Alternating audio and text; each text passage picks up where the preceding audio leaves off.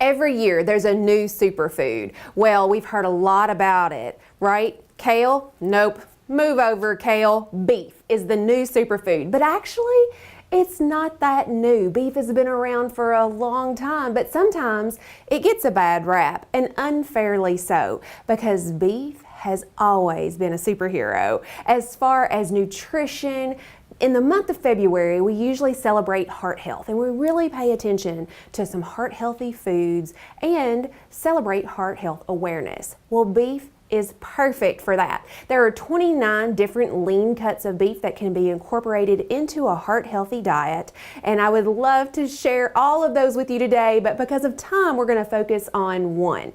Because also in the month of February we like to celebrate that holiday of love that we need to celebrate all year long, but usually when we think of celebration and proteins, beef is the one that usually wins out. So today we're going to prepare a lovely filet. It's a tenderloin filet, and that is our most tender cut of beef. And you would think it's got nice marbling, it's so juicy and tender. It's got to be not good for me, right? Wrong. It is great for you. If you take a look at this tenderloin, you'll see there's some nice marbling flecks in this beef tenderloin, but there's not a lot of fat on the outside of it. It's one of those lean muscles. It's right there in the tenderloin area. And so right in the middle of the animal is where you'll find this. And if you've never had one, it is so delicious. And this is about, I got it this morning for about $12.99 a pound. And some people say, it just doesn't fit my budget. Well, if you were to go out to eat, it would certainly cost you way more than that. And if you think about it, a 3-ounce serving is 1 serving for beef. And so you don't have to have a whole lot to give you great nutrition and to satisfy your stomach. So you got to think about that as well. If you're looking for a more budget-friendly filet, they do have some that can come in a plastic container. They're usually wrapped in bacon, and those are very affordable for your budget, still with all the same great superpower of protein. And that's what we normally think of when we think of eating beef, is the protein that it packs in it. A 3-ounce portion, or about the size of a normal size cell phone, that has about 25 grams of protein. A lot of great protein, but it also has iron. And iron is one of those nutrients that's very important. It carries oxygen to our brain. In a 3-ounce serving of beef, we get 12% of our daily allotment of iron, which is more than spinach and a lot of other products that we'd have to eat a whole lot more of. But iron's not only good for carrying oxygen to our brain, it helps with our metabolism. It also helps with building muscle and overall health, and so iron's very important. But it's also packed with zinc, which helps boost our immune system, and during this type of cold flu season, that's a great way so we can eat our steak and keep our bodies healthy.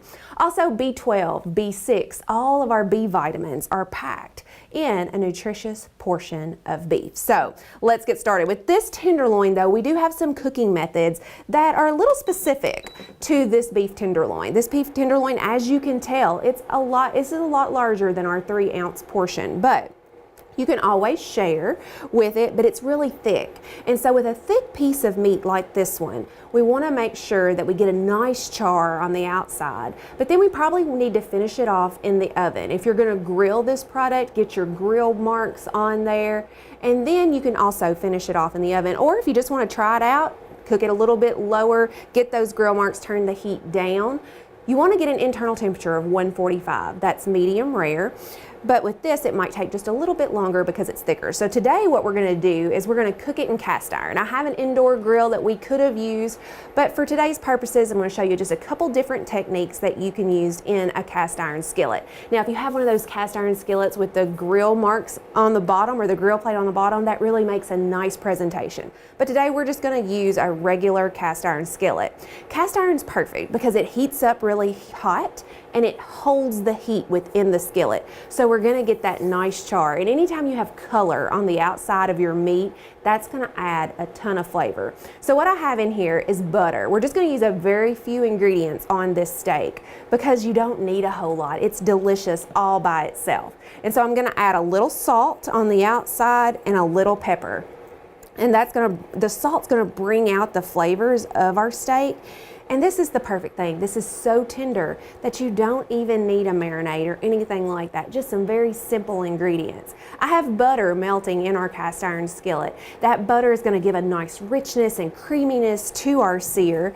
And I think it's hot enough. The way you figure that is you hold your hand in here, and if you can hold the heat for about 5 seconds before it gets hot, you know that your cast iron is hot enough. So we're just going to place our tenderloin in our pan, and you can kind of hear it sizzling a little bit there.